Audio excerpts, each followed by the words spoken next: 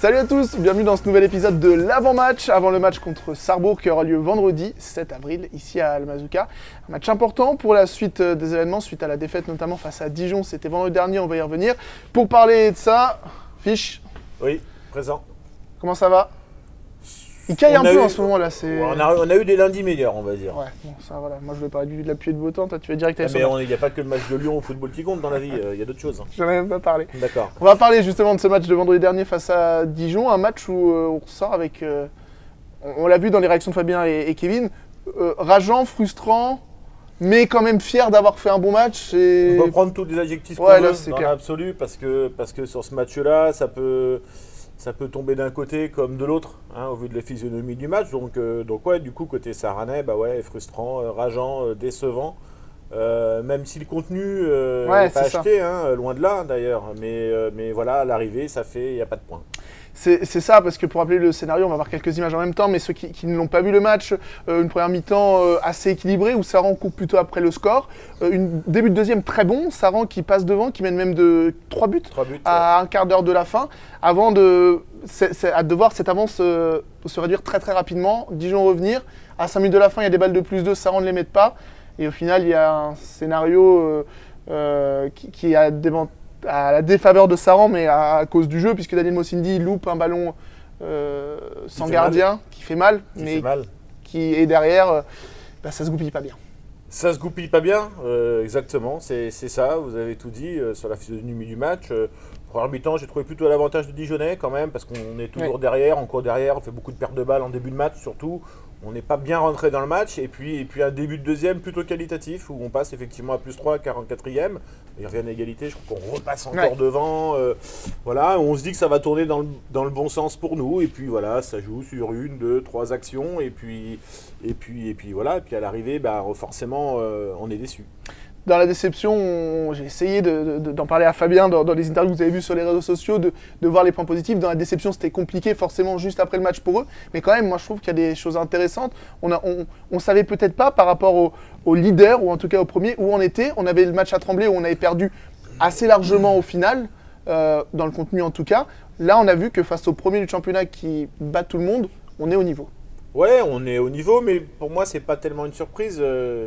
Ces 14 nous ont habitués à se mettre au niveau des meilleures équipes du championnat. Ils sont jamais passés à travers un gros match. Alors il y a eu des défaites, on pense à Tremblay, mais à côté de ça, voilà, ils sont jamais passés à côté.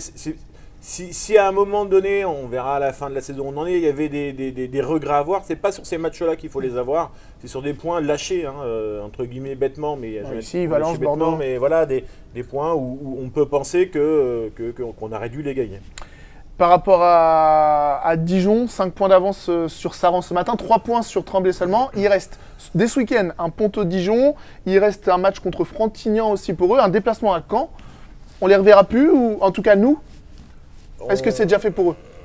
Je suis pas si catégorique que ça. Ouais, vraiment. Moi, ils ont perdu 2 matchs depuis le début de l'année. Il reste 7 matchs, c'est ça? Si je dis pas de bêtises, il faudrait qu'ils en perdent 3. Voilà, pour nous en tout cas. En 7 matchs, 2,5 on va dire. C'est ça.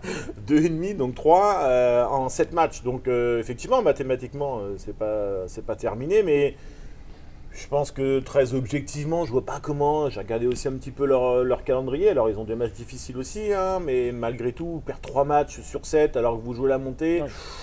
Ça me paraît un peu compliqué. Je crois que maintenant, il faut vraiment se focaliser, par contre, sur cette seconde place, qui est tout à fait accessible pour les Saranais. On a vu d'un week-end sur l'autre, ça change, ça va, ça vient. Donc voilà, et qui éviterait cette espèce de match un peu bourbier entre les 3e et les 6e. Justement, il y a un Frontignan-Dijon, un Dijon-Frontignan, je ne sais plus, un Ponto-Dijon. Il faut être supporter de Dijon maintenant?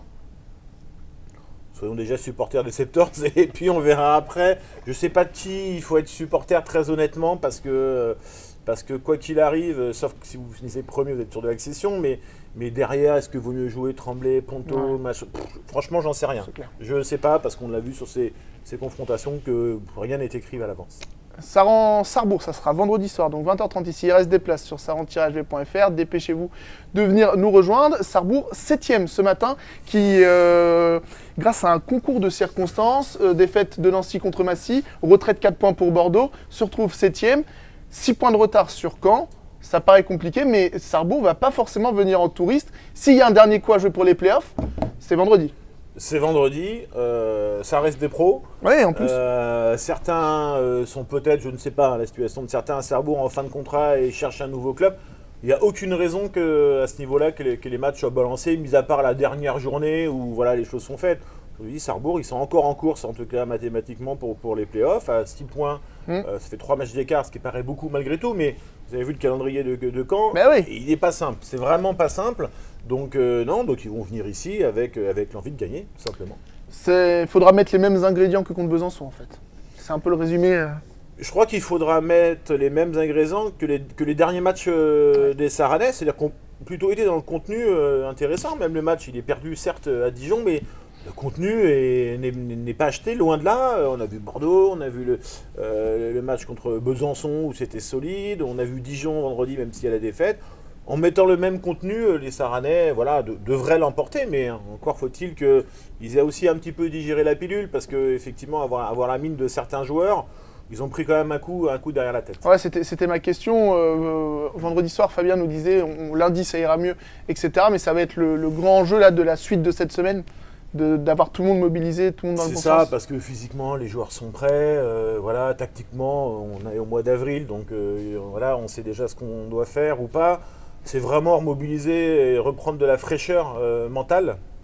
Ça va être, à mon avis, une des clés de la fin de saison. Surtout qu'on arrive là dans une semaine, en tout cas à partir de vendredi, 3 matchs en 8 jours pour les Sarnais. Ça sera Sarrebourg vendredi, Strasbourg mercredi soir à Strasbourg qui est déjà relégué. Caen samedi ensuite, donc on joue le relégué, mais on joue le 7e et le 6e aussi là dans une semaine à 3 matchs. Ça veut dire, mais il fallait être frais, mais pour toutes les équipes, c'est aussi une semaine où vous pouvez tout perdre. Ouais.